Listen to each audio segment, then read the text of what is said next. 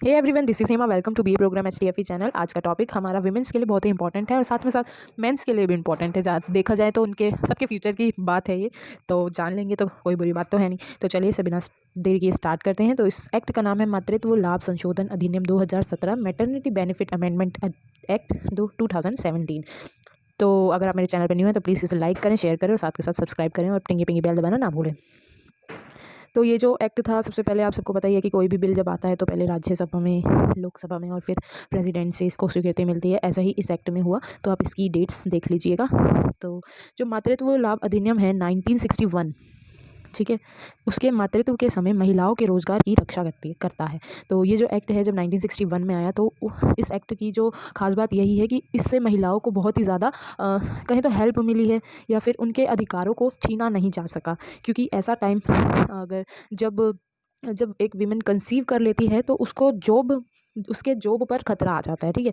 तो उसी उसी के लिए था ये, उसी के रिगार्डिंग एक्ट बनाया गया था, ताकि महिलाओं की जो रोज़गार है वो उनसे छूटे ना, वो अपने जॉब से हाथ ना धो बैठे, ठीक है। तो उसे ही मातृत्व लाभ का अधिकार देता है, ठीक है। यानी काम से पूरी तरह से अनुपस्थिति, यानी कि उस टाइम पीरियड में, मैं आपको आगे बताऊंगी कि किस टाइम पीरियड के लिए इनको छुट्टी मिलती है, ठीक है। उस टाइम पीरियड में पूरी तरह से अनुपस्थिति होती है, ताकि एक महिला अपने बच्चे की देखभाल कर सके। अधिनियम 10 या उससे अधिक कर्मचारियों को नियुक्त करने वाले सभी प्रतिष्ठानों पर लागू है, ठीक है। ये 10 से नीचे वालों के लिए नहीं है। जहाँ एक प्रतिष्ठान में 10 भी लोग हों तो उनके लिए भी ये लागू है, और 10 से अधिक तो होते ही हैं, ठीक है। इस अधिनियम को the code on social security द्वारा बदल दिया गया था 2020 में, ठीक है, यानी कि आज में। तो आप देख सकते हैं, भारत की संसद द्वारा जो था लंबी उपाधि, अपने मातृत्व के समय के दौरान महिलाएं जो रोजगार खो देती हैं उनकी रक्षा करता है, उससे इसे मातृत्व लाभ बताया गया है, ठीक है, ताकि वो अपने बच्चे की देखभाल कर सके। क्योंकि उस टाइम पीरियड में वो बहुत ही क्रूशियल पीरियड होता है, ताकि बच्चे का जो डेवलपमेंट है वो सही दिशा में जाए, ठीक है। आप देख सकते हैं, आश्वासन दिया गया, शुरू किया गया 1 अप्रैल 2017 को, कोड ऑन दोहराया गया इसमें, कोड ऑन सोशल सिक्योरिटी 2020 में, ठीक है। मातृत्व लाभ अधिनियम 2017 के प्रावधान 1 अप्रैल 2017 से प्रभावी है। हालांकि क्रय सुविधा धारा 11A पर प्रावधान 1 जुलाई 2017 से प्रभावी होगा। अब जो प्रयोज्यता यानी यूजेबिलिटी की, ये कानून कहाँ कहाँ लागू होगा। तो ये अधिनियम उन सभी प्रतिष्ठानों, सेंटर्स पर लागू था जिनमें केंद्र सरकार द्वारा अधिसूचित किए गए कारखाने, जो केंद्र सरकार ने एक सूची बना रखी है, इन कारखानों में ये होगा, या खानों में होगा, बगानों में होगा, सरकारी प्रतिष्ठानों में होगा, दुकानों में भी हो सकता है, संबंधित कानूनों या किसी अन्य प्रतिष्ठान के तहत प्रतिष्ठान शामिल है, ठीक है। अब एलिजिबिलिटी क्या है। अधिनियम के अनुसार मातृत्व लाभ के पात्र होने के लिए, मातृत्व लाभ का जो ये इस एक्ट का जो एलिजिबिलिटी है वो है, एक महीने महिला को पिछले पूरे 1 साल के अंदर अंदर कम से कम एक जगह पर 80 दिन तक तो एक कर्मचारी के रूप में काम करना ही पड़ेगा उसे, ठीक है।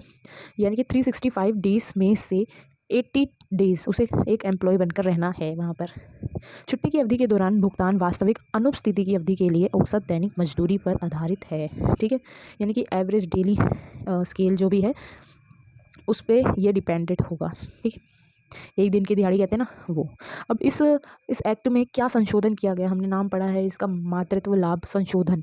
तो उसमें जो मुख्य संशोधन क्या हुए थे वो है, सबसे पहले है बढ़ा हुआ मातृत्व अवकाश। बढ़ा हुआ मातृत्व अवकाश यानी कि 1961 में भी अवकाश दिया गया था, लेकिन उस समय जो ये अवकाश था वो 12 सप्ताह था, 12 वीक्स था, लेकिन उससे बढ़कर अब ये 26 वीक्स हो गया है। तो इसको चलो पढ़ लेते हैं। मातृत्व लाभ संशोधन अधिनियम ने महिला कर्मचारियों के लिए उपलब्ध मातृत्व अवकाश की अवधि को मौजूदा 12 सप्ताह से बढ़ाकर 12 वीक्स से बढ़ाकर 26 वीक्स कर दिया, ठीक है। मातृत्व लाभ संशोधन अधिनियम के तहत यह लाभ महिलाओं द्वारा अपेक्षित डिलीवरी की तारीख से पहले अधिकतम 8 सप्ताह की अवधि, यानी कि डिलीवरी से पहले 8 वीक्स जो होते हैं, और डिलीवरी के बाद, ठीक है, यानी कि प्रसव के बाद लाभ उठाया जा सकता है, यानी कि बेबी के बर्थ होने से पहले और बेबी के बर्थ होने के बाद, ठीक है, क्योंकि वो सारे पीरियड जो हैं क्रूशियल पीरियड हैं, ठीक है। उन महिलाओं के लिए जो 2 या अधिक जीवित बच्चे हैं, उन महिलाओं के लिए उनके पास जो 2 हैं या उनसे अधिक जीवित बच्चे हैं। भुगतान किए गए मातृत्व अवकाश की अवधि 12 सप्ताह यानी 6 सप्ताह पहले, प्रसव की अपेक्षित तिथि के 6 सप्ताह बाद होगी, ठीक है। 12 सप्ताह यहाँ आप देख सकते हैं ऐसे बांटा हुआ है, यानी कि प्रसव के पहले 6 सप्ताह और प्रसव के बाद 6 सप्ताह डिलीवरी, ठीक है। अब सेकंड जो इसका मुख्य संशोधन है वो है दत्तक यानी कि एडॉप्शन, ठीक है, और कमीशन माताओं के लिए मातृत्व अवकाश। अब क्या था इसमें, इनकी बात भी की गई है, जो भी बच्चों को गोद लेते हैं या फिर कोई भी कमीशन बेसिस पर बेबी बर्थ करवाते हैं, ठीक है। गोद लेने की तिथि से 3 महीने से कम उम्र के बच्चे को गोद लेने वाली माताओं के लिए 12 सप्ताह का मातृत्व अवकाश मिलेगा। ठीक है, और ऐसे ही साथ में कमीशन माताओं को भी।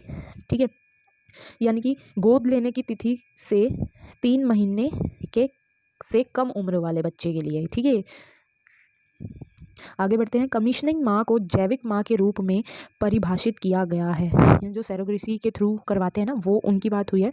तो एक बायोलॉजिकल जो माँ कहलाती है उसके रूप में ही ये परिभाषित किया गया है, जो किसी अन्य महिला में लगाए गए भ्रूण को बनाने के लिए अपने अंडे का उपयोग करती है। सैरोगेसी जो होता है वो है ये। ठीक है, होम विकल्प से काम करें। तीसरा जो संशोधन है वो है होम विकल्प से काम करें, कि यानी कि जो भी माता एब्सेंट है अपने ऑफिस में, तो वो अपने घर से भी काम कर सकती है। ठीक है, इस अधिनियम ने महिलाओं के लिए घर से काम करने से संबंधित एक सक्षम प्रावधान भी पेश किया है, जिसे 26 सप्ताह की छुट्टी की अवधि समाप्त होने के बाद प्रयोग किया जा सकता है। यानी कि कहें तो ताकि वो अपने काम से भटके ना, इसके लिए। ठीक है, कार्य की प्रकृति के आधार पर महिला कर्मचारी इस लाभ को उन शर्तों पर प्राप्त करने में सक्षम हो सकती है जो नियोक्ता के साथ पारस्परिक रूप से सहमत है। ठीक है, आगे फोर्थ हमारा संशोधन है क्रैच सुविधा। अब बच्चा हो गया, ठीक है, अब तो वो क्रैच सुविधा भी होगी इस अधिनियम में। ये अच्छी सुविधा का प्रावधान दिया गया है। ठीक है, महिलाओं के लिए। मातृत्व लाभ संशोधन अधिनियम 50 या अधिक कर्मचारियों को नियुक्त करने वाले हर प्रतिष्ठान के लिए क्रय सुविधा को अनिवार्य कराते हैं। जहां 50 महिलाएं काम करती हैं उनके लिए है ये। ठीक है, वहां पर एक क्रैच होना अनिवार्य है, ताकि महिला जो है बीच में 4 बार जाकर बच्चे को देख सके। ठीक है, बीच बीच के अंतराल में जो भी पीरियड होते हैं 4 बार देख सकती है दिन में।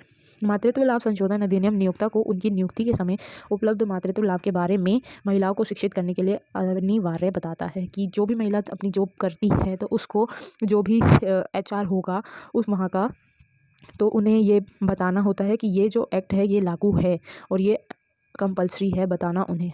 ठीक है, अब जो एक्ट है उसकी आलोचनाएं भी हुई। तो आलोचनाएं क्या थी उसमें? सबसे पहले क्रिटिसिज्म, फर्स्ट प्रसव उम्र वाली महिलाओं के साथ लैंगिक भेदभाव। ठीक है, जो डिलीवरी के बाद जो महिला होती हैं उनके साथ लैंगिक एक भेदभाव होता है। नीति डिज़ाइन महत्वपूर्ण है और इस तरह के एक नियोक्ता जनादेश को छोड़ रहा है जैसे कि भारत में है। ये सुनिश्चित करता है कि नियोक्ता प्रसव उम्र की महिला के साथ भेदभाव करेंगे।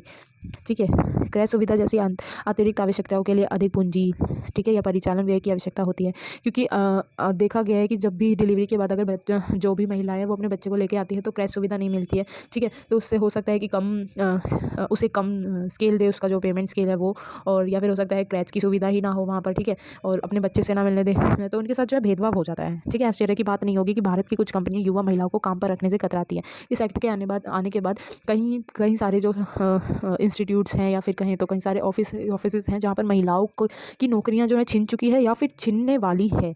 ठीक है, या फिर अगर कहें तो उन्हें नौकरियों पर ही नहीं रखा जाता। ठीक है, उनके फ्यूचर को लेकर खिलवाड़ किया जाता है। सेकंड है नियोक्ता पर बोझ के प्रकार।